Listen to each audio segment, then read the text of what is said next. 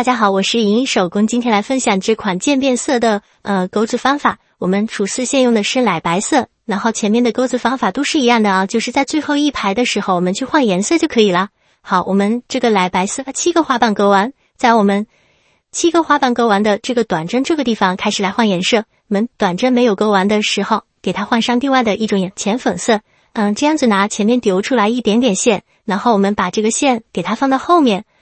绕线，用这个粉色的线给它把这个短针给它完成。好，我们这个线就换过来了。我们中间如果说遇到要线又完了接线，或者是有小疙瘩，也可以用这种方法去接线换线，都是按照这样的方法啊。好，我们的白色线跟这个线头不用去剪掉啊，绕线。好，在下一个这个孔里面录针，接着我们去完成8个长针，绕线带出前2个，绕线再带出钩针上2个，我们还是按照一样的方法。在这个孔里面去完成8个长针，线头不用去剪啊，一直延长到下面去，给它白色线一直到最后去剪。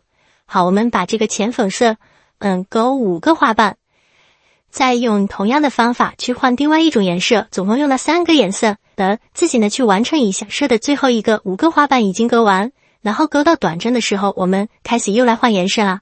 把这个短针未完成的时候，把我们这个粉色的线给它放到后面，按照同样的方法去换线啊，换线接线都是这样子的，绕线。好，从这2个线圈里面拉出来，它就换上了。好，我们后面接着钩8个长针，绕线。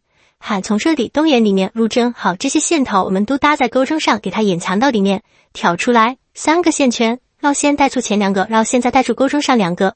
好，接着我们就方法不变啊，还是一样的，钩8个长针，1个短针，我们给它钩完这一个，可以把多余的那个线头给它剪断，也可以一直给它隐藏起来。然后我们白色线不要去剪啊，白色线到最后一个洞眼里面的时候，我们再去给它端线，其他多余的线头就可以给它剪掉。好，我现在钩到了最后一个花瓣，给它完成，一样钩8个长针。好，钩好8个长针，在最后一个针目里面给它引8。好，剪断线就可以了啊。我们剪线的时候注意一下，这根粉色的我们可以剪短一点点，但是这根长色的线啊，我们稍微的留长一点点，给它用于缝补啊。好，给它拉出来。好，我们钩子好的时候，它是一个这样子的。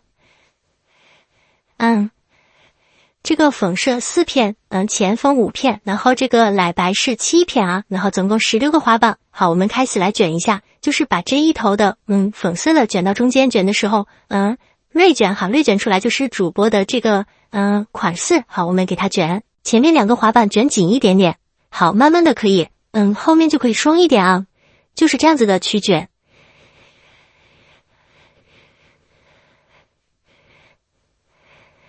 然后底部是一个对整齐的一个效果啊。